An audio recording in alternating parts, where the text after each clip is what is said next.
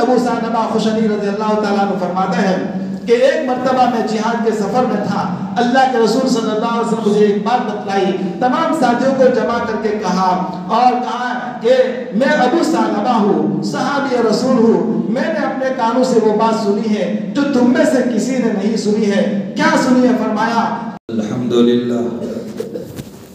الحمدللہ وحدہ والصلاة والسلام على من لا نبی بعدہ، اما بعد فاعوذ باللہ من الشیطان الرجیم، بسم اللہ الرحمن الرحیم،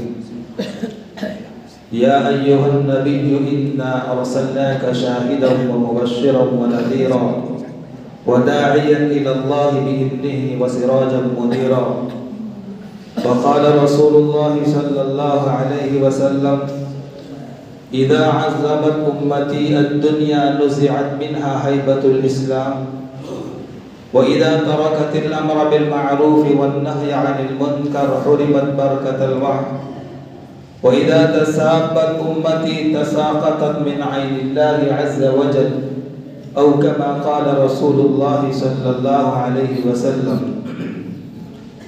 سنو دوستو ذرا غور سے یہ صدائے اختر بے نوا، سنو دوستو ذرا غور سے یہ صدائے اختر بے نوا، نہ ہو ذکر حق نہ ہو فکر حق تو یہ جینا جینا حرام ہے۔ تیرے دماغ تیرے دل تیری رگ رگ میں نبی کے عشق کا سودا نہیں تو کچھ بھی نہیں۔ روز محشر مومنوں اپنا مقدر دیکھنا، بخشوائیں گے وہ تمہیں محبوب داور دیکھنا۔ ایک مرتبہ عقیدت کے ساتھ، محبت کے ساتھ، پیار کے ساتھ، الفت کے ساتھ، ذوق کے ساتھ، شوق کے ساتھ، دل کی وارفتگی سے اور دل کی اتھا گہرائیوں سے سرور کائنات سید الاولین والآخرین، ساقی کوثر، شافی محشر، ہادی السبل، ختم الرسل، رسالت مآب کی بارگاہ میں بلند آواز سے درود شریف کا تحفہ پیش فرمائیں۔ اللہم صل علی سیدنا و مولانا محمد وعلی آل سیدنا و مولانا محمد وبارک وسلم۔ معزز و محترم طالبان علوم نبوت، بھائیوں، دوستوں، بزرگوں اور عزیز نوجوانوں، دیکھیے آپ سب کو اچھی طرح یہ بات معلوم ہے کہ جو چیز جتنی زیادہ قیمتی ہوتی ہے اتنی انسان اس کی حفاظت کیا کرتا ہے۔ دنیا کے اعتبار سے دیکھا جائے تو زیورات اور پیسہ اگرچہ آخرت کے اعتبار سے یہ قیمتی نہیں ہے، لیکن انسان اس کو بڑی محافظ اور حفاظت والی جگہ میں رکھتا ہے اور اس کو لاکر سے لاکر کرتا ہوا چلا جاتا ہے تاکہ کوئی چور چکا اس کو اٹھا نہ جائے۔ چنانچہ عزیزو، اسی طرح ایمان یہ ہمارا قیمتی سرمایہ ہے۔ یہ ایمان کی دولت ہے تو سب کچھ ہے، اگرچہ کچھ بھی نہیں ہے اس کے پاس، جیسے صحابہ کرام کے پاس کچھ بھی نہیں تھا۔ اور اگر ایمان نہیں ہے تو سب کچھ ہوتے ہوئے بھی تو کہا کہ اس کے پاس کچھ بھی نہیں، یہ قلاش ہے، یہ کچھ بھی نہیں ہے، تہی دامن ہے، اس کے پلے کچھ بھی نہیں ہے۔ تو میرے بزرگوں، ایمان اللہ تبارک و تعالیٰ نے بغیر مانگے، بغیر کہے، بنا کسی اپلیکیشن کے، بغیر درخواست کے ہمیں یہ ایمان مل چکا ہے۔ اگر ایمان پر محنت کرتے رہیں گے، ایمان کی لائن کے تقاضوں کو پورا کرتے رہیں گے تو ایمان عزیز و محفوظ ہوتا چلا جائے گا، پختہ ہوتا چلا جائے گا، مضبوط سے عظمت ہوتا چلا جائے گا۔ اگر میرے دوستو ایمان پر محنت نہیں کی، ایمان پر ہم نے اپنا کچھ لگایا نہیں، اپنا سرمایہ کھپایا نہیں، نفسانی شہوانی شیطانی خواہشات کو ہم نے قربان نہیں کیا ایمان کے تقاضوں پر، تو کہا کہ یہ ایمان ہمارا ساتھ نہیں دے گا۔ کتنا بڑا محسن ہے، کتنا بڑا احسان ہے، کتنا بڑا کریم ہے کہ اس نے ہم سب کو ایمان دیا۔ چنانچہ کہا جاتا ہے کہ اس کائنات میں اللہ رب العزت کے بعد اگر کوئی ہمارا سب سے بڑا محسن ہو سکتا ہے تو سرور کائنات حضرت محمد مصطفیٰ صلی اللہ علیہ وسلم کی ذات گرامی ہے۔ میرے بزرگوں، آپ سے بڑھ کر ہمارا کوئی محسن نہیں ہے۔ آپ کا احسان ہمارے ساتھ پل پل اس دنیا کی زندگی میں بھی ہے، اور جب کوئی کسی کے کام نہ آئے گا کل قیامت کے دن، آخرت کے میدان میں، قیامت کے میدان میں، تو اس وقت اللہ رب العزت کا اور اسی طریقے سے سرور کائنات کا احسان ہمارے کام آئے گا۔ میرے بزرگوں، اللہ تبارک و تعالیٰ نے آپ کے قلب اطہر کے اندر، آپ کے قلب منیب کے اندر امت کے ہر فرد سے ناقابل بیان تعلق بھی عطا فرمایا ہے۔ آپ کی زندگی میرے بزرگوں ہمارے لیے ایک نمونہ ہے، ایک آئیڈیل ہے، لیکن ہم کہاں دھکے کھا رہے ہیں اور کس کے مشن کو اپنا رہے ہیں، کن کے طریقے کو اپنا رہے ہیں۔ میرے بزرگوں، رات میں جب ہی نبی کریم صلی اللہ علیہ وسلم اٹھے ہیں، روئے ہیں تو امت کے لیے روئے ہیں۔ آپ نے تمام تر تکالیف اور پریشانیاں جھیلی ہیں تو امت کے لیے آپ نے تمام تر حالات اور مشکلات کا جو مقابلہ کیا ہے، صرف اس مقصد کے لیے کہ میرا کوئی امتی جہنم میں نہ جانے پائے اور جنت کا مستحق بن جائے۔ سرور عالم حضرت محمد مصطفیٰ صلی اللہ علیہ وسلم کا ایک ارشاد گرامی ہے، فرماتے ہیں کہ میری مثال تو ایسی ہے کہ کہیں آگ کا الاؤ جل رہا ہو، پتنگے آ کر کے گر کر جل رہے ہو، کوئی انہیں ہٹا رہا ہو، ہٹ جاؤ، یہاں آؤ گے تو جل جاؤ گے۔ میری مثال بھی ایسی ہے کہ جہنم دہک رہی ہے، جہنم بھڑک رہی ہے، جہنم کے اندر ناقابل برداشت مختلف قسم کے عذابات ہیں۔ موقع نہیں ہے ورنہ قرآن کی آیات کی روشنی میں اور احادیث مبارکہ کی روشنی میں ایک ایک حدیث کو بیان کرتا چلا جاتا، آپ کے رونگٹے کھڑے ہو جاتے۔ تو میری مثال بھی ایسی ہے کہ انسانیت جہنم کی طرف بڑی تیزی سے جا رہی ہے، جہنم والے اعمال کر رہی ہے، موبائل کا غلط استعمال، موبائل کے اندر غلط تصویریں، غلط چیزیں دیکھ کر کے اپنے آپ کو جہنم کا مستحق بنا رہی ہے، کسی کو تکلیف دے کر کے جہنم کا مستحق بنا رہی ہے، اور کسی کا برا چاہ کر کے جہنم کا مستحق بنا رہی ہے، ایمان کی لائن کی محنت نہ کرنے کی وجہ سے اپنے آپ کو جہنم کا مستحق بنا رہی ہے۔ یہ پارٹی وہ پارٹی، اصل پارٹی تو اللہ تعالیٰ کی پارٹی ہے۔ جب تک ہم اللہ کے نہیں بنیں گے، وَأُفَوِّضُ أَمْرِي إِلَى اللَّهِ، یہ اللہ میں اپنے آپ کو تیرے حوالے کرتا ہوں، تیرے سپرد کرتا ہوں۔ اللہ جو ہمارا کام بنانے والا ہے اور بنائے گا، وہ کوئی اور پارٹی بنا نہیں سکتی۔ بس ہر وقت اسی کے چرچے، اسی کے وقت اسی کے متعلق باتیں ہو رہی ہے۔ میرے بزرگوں، اللہ کی باتوں میں آئیے، اللہ کے سائے تلے آئیے، اللہ کی روشنی میں آئیے، نمازیں پڑھیے، تلاوت کیجئے، ذکر و اذکار کیجئے، اور اپنے آنکھوں کو حرم، اپنے آنکھوں کو شرم کی وجہ سے جھکانا سیکھیے۔ عزیزوں، وہ اللہ کا تعلق ملے گا آپ جس کا اندازہ نہیں کر سکتے۔ چنانچہ رسول کریم صلی اللہ علیہ وسلم نے فرمایا کہ میں بھی انسانیت کی قبروں کو اور پکڑ کر کے انہیں ہٹا رہا ہوں اور کہہ رہا ہوں زبان حال و قال سے، یہ جگہ آنے کی نہیں ہے، یہاں آنے کی جگہ نہیں ہے۔ اگر یہاں چلے گئے تو ہمیشہ ہمیں جہنم میں جانا پڑے گا، جہنم کے مختلف عذابات کا شکار ہونا پڑے گا۔ اس لیے اپنے آپ کو دور رکھو ان برے کاموں سے، بری باتوں سے، برے افعال سے، برے کاموں سے۔ تو اس حدیث مبارکہ میں اللہ کے رسول صلی اللہ علیہ وسلم نے اپنی مثال بیان فرمائی۔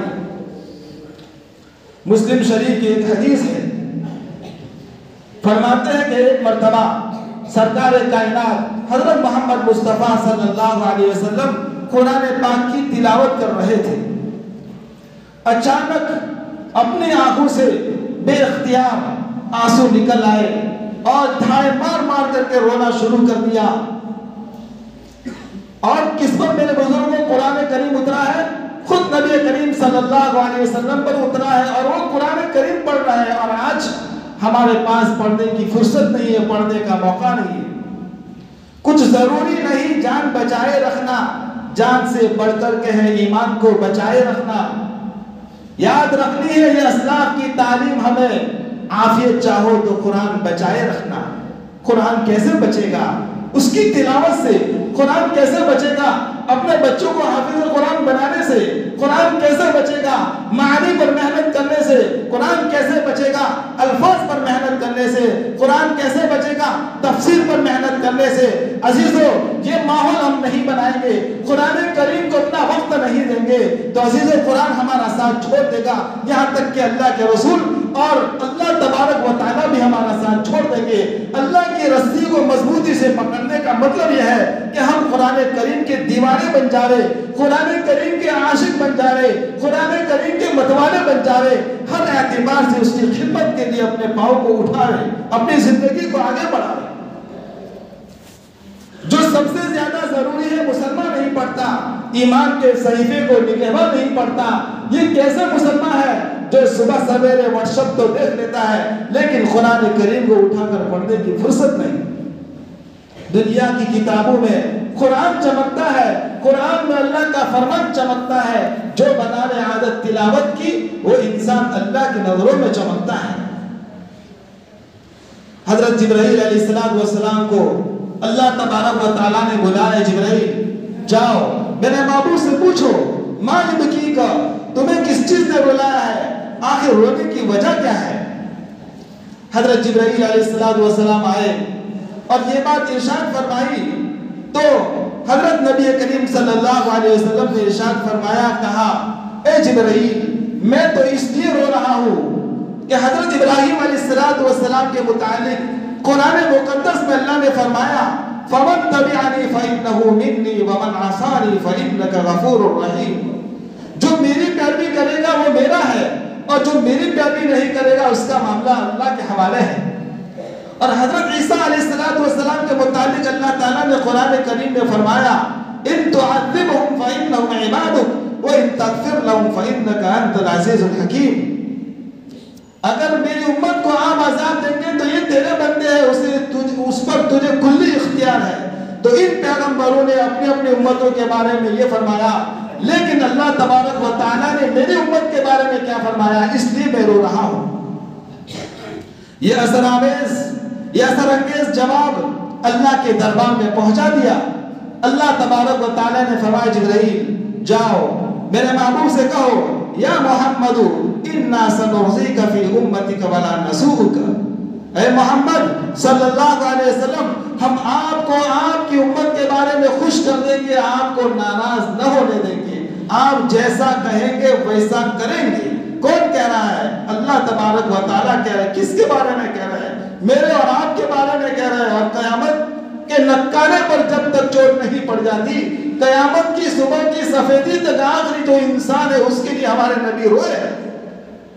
और आज हम किन तरीकों को अपना रहे हैं, किन चीजों को इख्तियार कर रहे हैं। हमारी शादियों का हाल देखो, हमारी मैयतों का हाल देखो और हमारे बच्चों का हाल देखो। हम कुरान करीम की तरफ इन्हें आमादा नहीं करते, हम आते नहीं हैं, हम किसी के पास जाते नहीं हैं। मेरे बुजुर्गों, अल्लाह के रास्ते में अपना वक्त लगाइए, कुछ वक्त दीजिए, इंशाअल्लाह ईमान की माया बढ़ेगी, ईमान मजबूत होगा, ईमान मुस्तहकम होगा। देखिए आज हम हाल देख रहे हैं कि इस निस्बत इस दावत को और इस दावत और तबलीग को कि ये सारे अंबिया किराम अलैहिस्सलाम की सीरत है, हर नबी ने इस काम को किया है।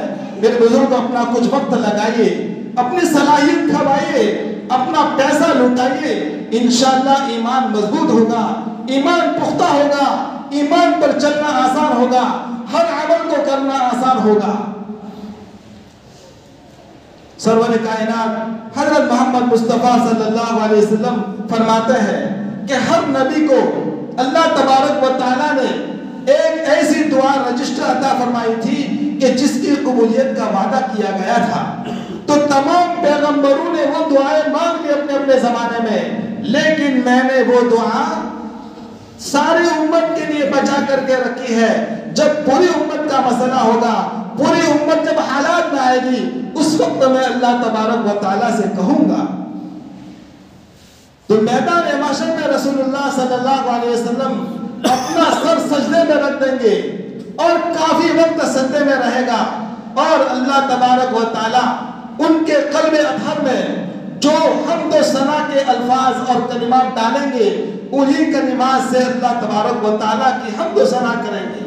اور کافی عرصے کے بعد آواز آئے گی، یا محمد ارفع رأسک سل توتا تشفع، اے محمد کریم صلی اللہ علیہ وسلم اپنا سر اٹھائیے، مانگیے، آپ کیا مانگتے ہیں، آپ کی مانگ کو قبول کیا جائے گا۔ چنانچہ میرے بزرگوں، ابھی وقت ہے، ابھی فرصت ہے، ابھی موقع ہے، جوانی ہے، بڑھاپا ہے، زندگی ہے، کب ختم ہو جائے کچھ پتہ نہیں ہے، پانی کے بلبلے کی طرح ہے، کب ختم ہو جائے۔ لائی حیات آئے قضا لے چلی چلے، نہ اپنی مرضی سے آئے نہ اپنی مرضی سے چلے۔ ہم اپنی مرضی سے میرے بزرگوں ہم یہاں نہیں آئے اور اپنی مرضی سے یہاں سے نہیں جانا ہے، تو آخر ہم اپنی مرضی کی چلاوے؟ ہم تو اللہ اس کے رسول کی مرضی پر اپنی جان کو نچھاور کریں گے، اپنی جان کو قربان کریں گے، اور ہم ایمان کی سطح کو مزید بڑھاتے چلے جائیں گے، اعمال کی سطح کو مزید بڑھاتے چلے جائیں گے، اور ہر اعتبار سے اللہ تعالیٰ کو راضی کرنے والے اعمال کریں گے۔ اس لیے میرے بزرگوں ارادہ کرو کہ انشاءاللہ قرآن کریم کے پڑھنے کا ہم معمول بنائیں گے، اور اللہ کے راستے میں ہم اپنے وقت کا نذرانہ پیش کریں گے، اپنی جانوں کا نذرانہ پیش کریں گے، اپنے اوقات کا نذرانہ پیش کریں گے۔ یہ جاتے رہیں گے، اہل اللہ کی صحبت میں آتے رہیں گے، انشاءاللہ ایمان بچا رہے گا، ایمان محفوظ رہے گا۔ ایک حدیث سنا کر کے میں بات مکمل کروں۔ حضرت ابو ثعلبہ خشنی رضی اللہ تعالیٰ عنہ فرماتے ہیں کہ ایک مرتبہ میں جہاد کے سفر میں تھا، اللہ کے رسول صلی اللہ علیہ وسلم مجھے ایک بات بتلائی، تمام ساتھیوں کو جمع کر کے کہا، اور کہا کہ میں ابو ثعلبہ ہوں، صحابی رسول ہوں، میں نے اپنے کانوں سے وہ بات سنی ہے جو تم میں سے کسی نے نہیں سنی ہے۔ کیا سنی ہے؟ فرمایا کہ جس کا آخری کلمہ لا الہ الا اللہ ہوگا وہ جنت میں جائے گا، من کان آخر کلامی لا الہ الا اللہ دخل الجنہ۔ یہ حدیث سنائی، وہی لیٹ گئے اور روح پرواز کر گئی۔ عزیزو اندازہ لگائیے، حدیث بھی سنائی اور اس نے خاتمہ کی توفیق بھی مل گئی۔ اللہ تبارک و تعالی ہمارا بھی آخری کلمہ اور آخری خاتمہ ایمان پر ہو۔ اللہ تبارک و تعالی ہمیں خوب اعمال کرنے کی توفیق عطا فرماوے، اور ہر اعتبار سے دینی تمام کاموں کو سر انجام دینے کی توفیق عطا فرماوے۔ وآخر دعوانا الحمدللہ رب العالمین۔